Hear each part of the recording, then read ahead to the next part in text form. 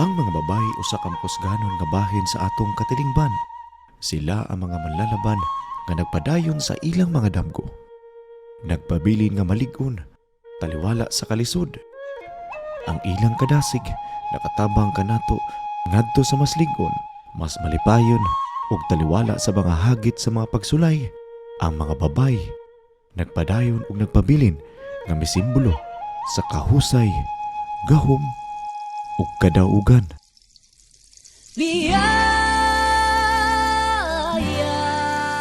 Gitanyag sa City Government of Pagadian, linya sa City Information Office, uban ang 1TV Philippines Film Production sa usa ka espesyal nga dokumentaryo subay sa selebrasyon sa bulan sa mga kababainhan nga nagpamatuod nga ang mga babae dili basta babae lang.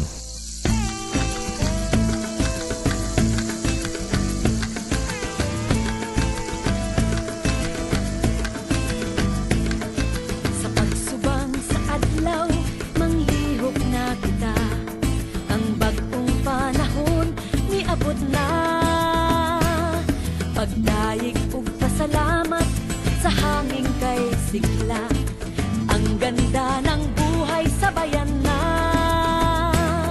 Biyaya, biyaya, biyaya, biyaya, biyaya, biyaya.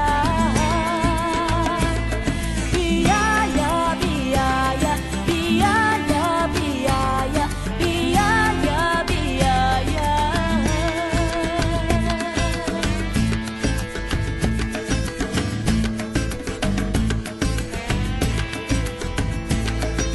Tubig o dampian mo, ang tuyo kong damdamin. Is isip inahan, isip pod og babayi kaning gimugna ron nga Women's Association is dako jud kay ning tabang. Una, ang magpagayon sa tabang ay ato ang panimalay. Dayon usa to pong community sa tong barangay nga mag-share og knowledge nga makahatag og ganang extra income nga makatabang sa to ang mga bana. Mayo jud pod siya nga kanang benepisyo pod ba nga gihatag nga gihigayon pod sa mua sa gobyerno padulong sa barangay sa paghatag ani nga higayon. Kani siya usa gini sa inisyatiba ni Mayor Samico para sa tuang mga kababayen-an dinhi sa Dakbayan sa Pagadian. Daghan tag mga women sa tagsa-tagsa ka barangay nga gusto makahibalo sa training sa sardines. So dugang ni sa kahibalo sa ilaha samot na panginabuhian ni. It's a sustainable livelihood program para sa tanang kababayen-an sa Dakbayan sa Pagadian. Og nindot kayo ang inisyatiba ni Mayor Samico nga inubanan sa tuang mga city councilors, of course headed by Vice Mayor Boy Baliling Fernandez, and naagid ang dakong suporta ni Madam Ilang Fernandez ko. Ang amo man gud silang gipangutana if unsa nga livelihood ang ilang ganahan. So mismo ang atong mga kababayen-an sila gud among gipapili. So naara si Mayor Samico, the local government unit of Pagadian, para mo suporta sa mga activities ug mga ganahan nga livelihood sa tuang mga women.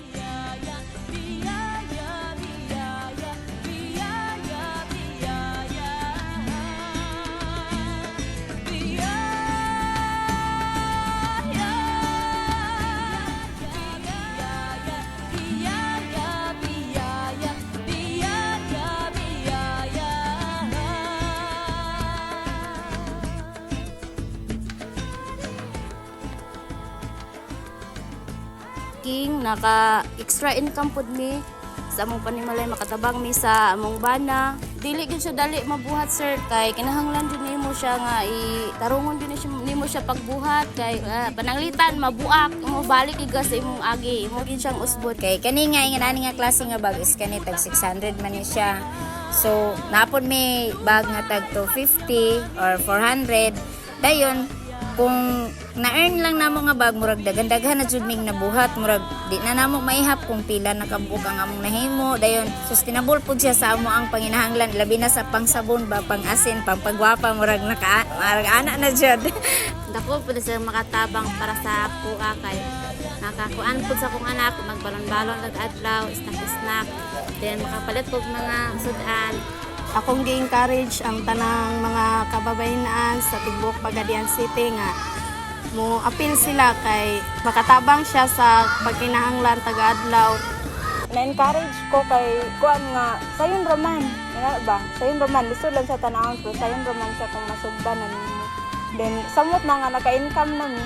So dito na murag okay na jud o bahala ginagmay pero makaabag gid siya. Nag-agad ra magud pud mi sa sukod nga ihatag bitaw sa kuan sa kusina ni Juana mo nang ubo sa ilahang ipahimo nga bag mao ra ko na imong himuon. Akong i-encourage ang tanan nga kababayan Andre sa tibuok Pagadian City nga mo tabang ta mo suporta sa aktibidad sa Pagadian City pinanguluhan sa atong Mayor Samico ug sa iyahang First Lady Ma'am Ilang-Ilang ug sa tanan nga mga city councilors sa Pagadian. Dagko kayo kong pasalamat ninyo. Kay dako kay siya nga tabang.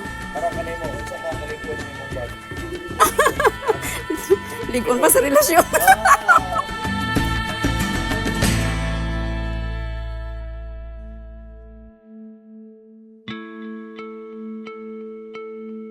Daghan ang mga butang nga importante sa kinabuhi. Kabahin na niini ang pamilya, trabaho, ug mga pangandoy. Apan dunay usa ka butang nga dili nato mahimog makalimtan. Mao ang atong panglawas. Ang kalampusan ug kalipay sa atong kinabuhi nagasugod kanunay sa atong kaugalingon.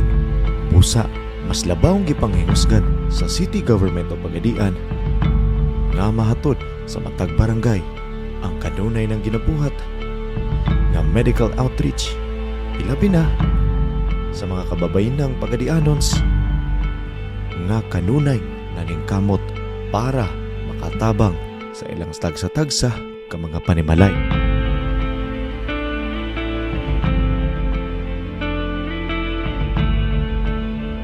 So ang kaning ato ang gipahigayon karon nga programa sa panlawas in celebration ni for the Women's Month for the month of March. Mo ato gi-visit ang especially the rural barangays nga naa man gyud mga uban nga di na gyud munaog para so kita gidala nato ang programa kasi mayor gusto niya nga maadto makita po nato ang mga kababainhan sa barangay labi nato katong naiboros. Si Senator Ontiveros pod iya pong gipahuwam kanato ang iyahang mobile clinic nga pwede ta maka-ultrasound, x-ray, naputay EKG, naputay libre nga mga tambal gipangdala, kay libre man atong pharmacy, ato mga doktor, naputay mga volunteer doctors nga ningkuyog pod sa ato ang pagpanambal sa mga kababainhan dinhi sa mga rural barangay. Pero dili lang kababainhan, ang uban napoy mga bata, napoy mga lalaki. Pero isip sa pag-celebrar sa Women's Month, so ato yung gitagaan kana importansya ang kababainhan. Kay kami nga mga kababainhan, ang amuang atiman dili lang ang among pamilya, ang amuang mga anak, ang tanan pa ang mga gastuson sa pamilya, ang tanan nga mga pang-eskwela. So wala malimtan na usahay sa kababainhan nga ilang kaugalingon. So it's very important nga sila pud mismo ang ilahang health, ilaha pong matanaw. So nakuan gyud nato nga dalhon gyud natong programa sa panglawas. Kanang atong mobile clinic kompleto na x-ray, na ultrasound, na laboratory. Ang karon jud ang Women's Month celebration man gud ron.